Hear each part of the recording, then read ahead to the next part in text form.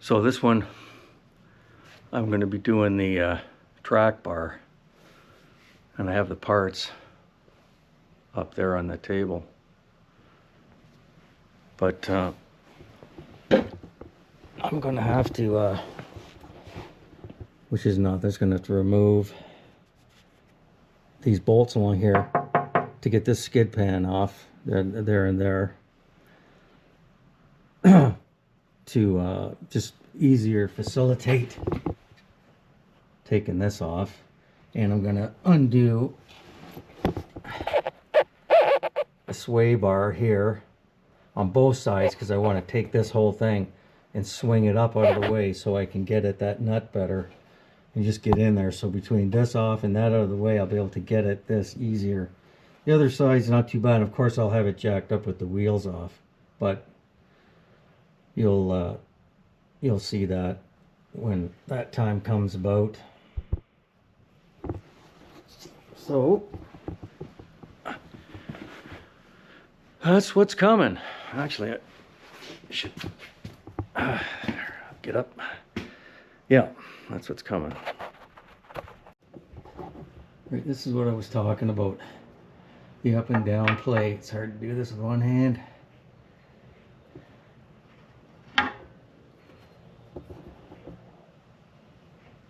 See that play there, right there?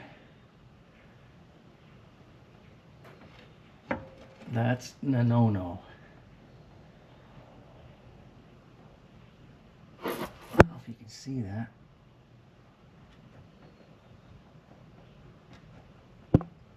Not supposed to be able to do that. So now I'm going to take this off, undo these bolts, take that off, and then I'll be dropping the arm. I got the sway bar links out of the way. I undid them. What happened with this with the light? I undid them. And they're up now. The sway bar's up out of the way, and it's particularly important on the other side.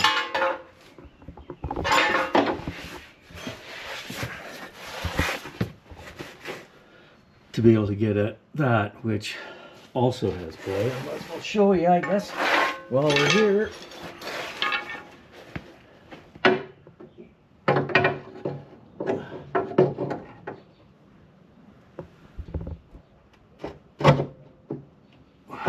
There, you just saw it there.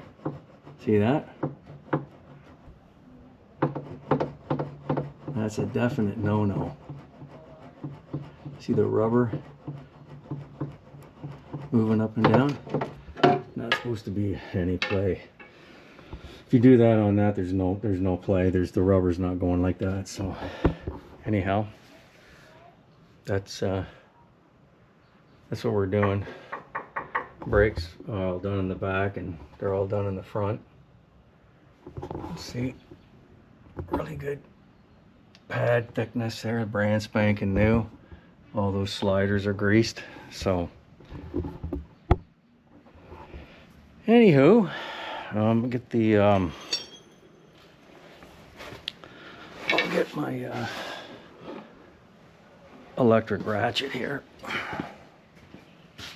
Hang on a second.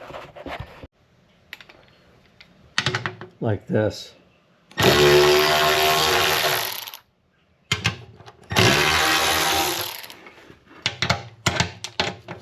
And you get the idea. Loosen them all off.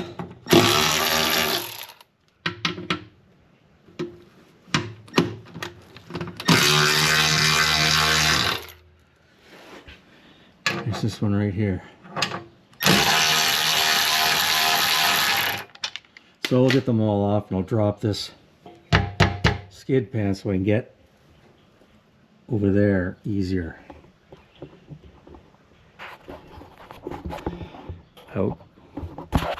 Out for now. There's a little something to help to keep the steering wheel straight.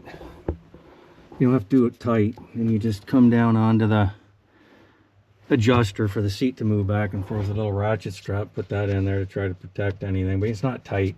It's just to hold the steering wheel relatively straight so it doesn't move too much. I'm trying to have to adjust it anyway, but that's just a little something there for that. You see it hooked onto that.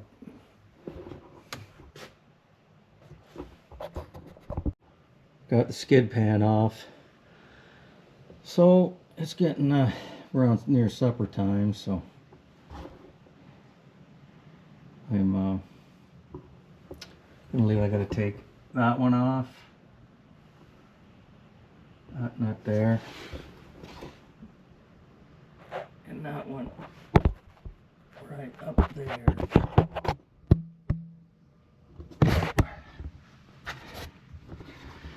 Yeah, and there's the skid. There's all the bolts hanging in there. One there. 5 there. So there's 7. Yeah, 7 of them. There's one there. I actually had to clean that one up a little bit. I had to run a die down the bolt and tap up the nut. I don't know what's going on with my light. I probably need to charge it. Anyway, so I think I'm just going to pack up and I'll attempt to take this off tomorrow and we'll come back. So anyway, we'll be back tomorrow out. Here's the track bar. It's right here. It's it there. And there's the parts. There's the collar and there's the tie rod on the driver's side end, and this is the tie rod on the passenger side. Yeah, back in a sec. And here are the parts. That's the passenger side tie rod, driver's side tie rod. This one's going to take a cotter key. This one's like a nylock. There's the adjusting sleeve, and it's a left-handed thread. It's a left-handed thread. It's not in there straight, but I already had it on. I tried putting it on. So this goes on to here, righty-tighty, lefty-loosey, and this one goes on lefty-tighty, righty-loosey, because it's a left-hand thread. Let's see if I can get this to, there it goes. See? That would be normally loosening, but it's tight. It's tightening. And then this, because this has an internal thread and an external thread, and this has an external thread, and it goes in. It tightens in normally. Righty tighty, lefty loosey. But anyway, these are the parts, brand new parts, because, so yeah, I'm gonna pull this apart, and I'm gonna use anti-seize on the threads for you know, so it can come apart later. You can either use the copper or the aluminum. I'm probably gonna use the copper. But yeah, this is the drag link, as I've shown before, I think. And yeah, I just kind of preliminarily put it together, and I'm going to yank it all apart. And like I said, I'm going to coat the threads in anti-seize. Back in a minute. There it is, the anti-seize on it. Anti-seize is on that inside threads. And everything turns real easy. Now I cleaned it all off with a brake cleaner. And then blew it all out, because when they thread these, it's pretty rough. So you clean all that grime out of there and shavings and everything, get the threads all nice and clean, and then put anti-seize in there, and they thread on and off nicely. So you, later on, when I need to adjust this, I'll be able to turn it with you know, not as much problem as I would have had I not done that. So yep. That's what's going on there. This one here, I'm going to have to double wrench it, because I can't get a torque wrench in there, and just wrench her up tight. That's what I'm gonna have to do, because you cannot get a torque wrench in there. So you do this, you just double wrench it and go till it's tight. Well, that was a little bit of a chore getting that off. Getting that out of the taper there, I had to use the, of course there's a nut on there, but I just did the nut halfway down, and I had to pound the living heck out of it, and use this pickle fork, right? Use the pickle fork in between this tie rod end piece and the steering pitman arm, which goes up to this. That's connected right to this, right to the steering box. And I'd use MAP gas. I do have oxyacetylene, but actually I have that induction heater I could have used, but I didn't think it was going to be that difficult to get off, but yeah, it was. And the other one is off over there. You can see that it's just sitting there, and I just this is ready to pull off. But yeah, just getting it off that taper and the cast iron wasn't easy. So I'm going to take this over to the bench, measure it, and then I'll the new one, I'll bring it to this measurement, and then offer it up to here. But anyway, that's what happened. She's a bit stubborn, but I got her. So I've offered the new drag link up into its position here at the steering knuckle and down there at the pitman arm on the steering box.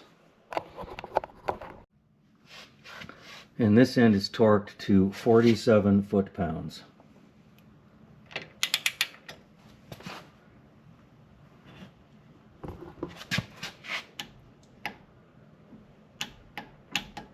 There it is.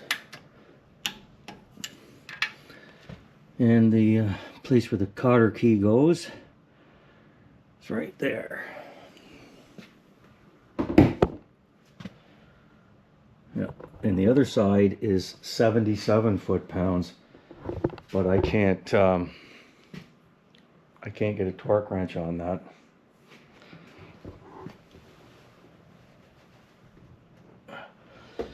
I can't fit a torque wrench up in there.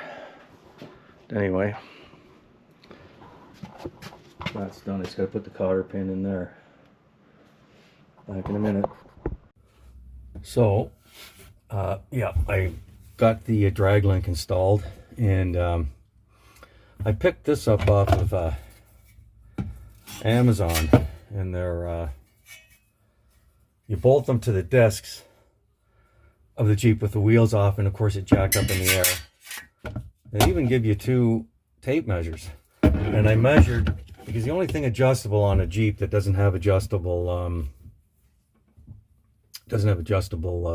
upper and lower control arms, you can't. The only thing you can control on the Jeep is the toe in and out. Everything else is already set. So toe, I bolted them up, and you measure with across the front of the Jeep. I already did this with the tape measures. The front of the disc, because the disc it's bolted up to the disc here, so you have a front and a back, and you can see the notches here where you run the tape measure from, front over side to side. And you measure the front and you measure the back, and there should be between a 1/16 and an 1/8 of toe in. 1/8 being a, that's the spec. And so I bought these, and I wanted to see just how, because they're not that expensive, and I did it, and it was maybe in between flat and a 1/16. So I took it into the shop just to verify whether these were close or not. And I never told them that I did this. I just said, I think it's close. And I never told the tech that. I just told the guy behind the counter.